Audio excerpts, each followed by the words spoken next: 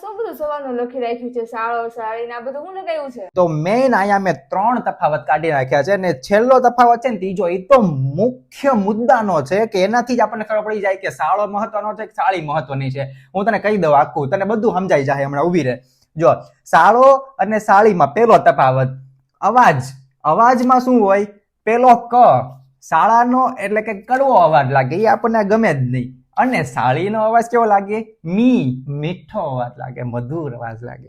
પછી બહાર. બહાર એટલે કે શાળો એમ કે ને કે હાલો બહાર જીજાજી, તો આપણને ફ એટલે હંમેશા એવું લાગે કે આ હમણાં ફસાઈ દે, ક્યાંક આપણું કરી નાખશે.